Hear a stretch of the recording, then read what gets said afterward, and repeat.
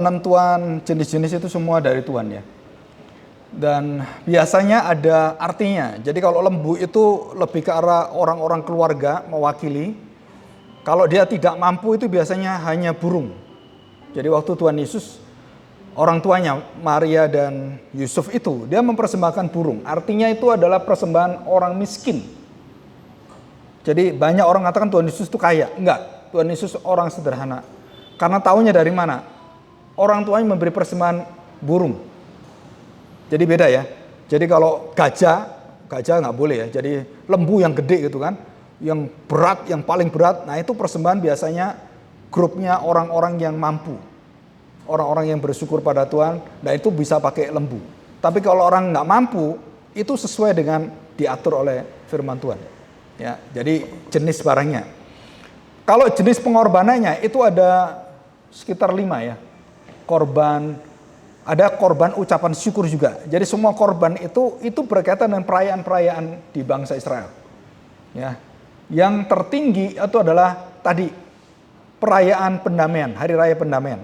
Karena itu setahun sekali dan harus diberikan, dan itu menunjukkan satu pemberesan akan dosa yang dinantikan bangsa Israel sepanjang sejarah bangsa Israel.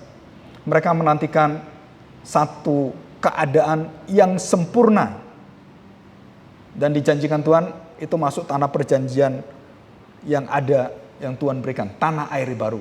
Dan sampai hari ini bangsa Israel nangis-nangis di tembok ratapan, mereka sembahyang, mereka ingin membangun tanah air perjanjian baru. Tapi sampai sekarang nggak bisa. Kenapa nggak bisa? Karena mereka tidak terima Yesus sebagai Mesias. Mereka menolak Kristus. Ya. Karena kalau mereka tahu, mereka nggak akan sembahyang di tembok ratapan itu. Kalau tahu, kenapa nggak boleh sembahyang? Karena Kristuslah bait Allah itu. Ya di situ. Dan itu pengorbanan semua berkaitan dengan perayaan juga. Perayaan berkaitan dengan panen. Nah kita harus tahu. Mereka adalah berkaitan dengan panen dan peternakan. Jadi kalau melahirkan, ada anaknya, kemudian dipersembahkan, semua diatur oleh Tuhan. Ya kalau kita lihat dalam kitab Keluaran itu ada aturan semua. Pak, dari mana kita tahu bahwa itu akan berhenti dan berlaku terus? Bagi kita, semua yang dilakukan secara fisikal itu sudah selesai dilakukan Kristus. Jadi kita nggak perlu bawa kambing ke gereja. Jadi kalau Jumat Agung, akhirnya gereja-gereja itu penuh dengan kambing, domba gitu ya, kayak idul korban. Kita tidak membutuhkan lagi seperti itu. Dan tidak lagi diikat dengan seperti itu. Tapi upacaranya, peringatannya, kita harus tetap mengingat. Dan hanya 2 diberikan oleh Tuhan Yesus. Yang pertama, baptisan kudus. Yang kedua adalah perjamuan kudus. Dan hanya 2. Ya, kalau orang Roma Katolik 7 sakramen. Ya, kita hanya 2 sakramen. Orang Israel banyak sakramen. Ya, mereka hafal betul. Itu bangsa yang sangat ritualisme. Tidak ada satu bangsa di seluruh dunia sepanjang manusia ada yang mempunyai ritualisme seketat bangsa Israel. Nggak ada. Itu hanya Israel.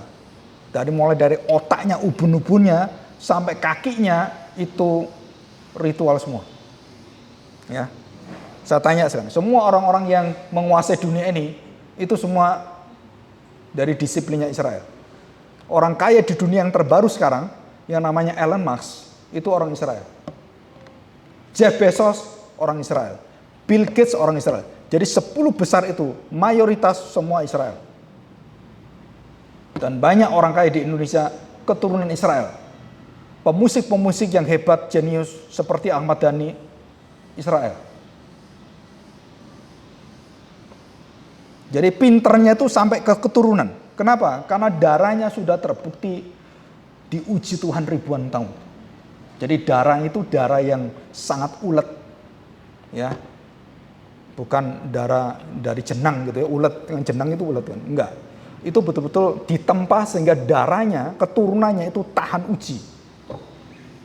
Dan kita nggak bisa. Kenapa? Karena kita nggak mengalami itu. Ya. Oke, ada yang lain? Cukup ya? Bisa.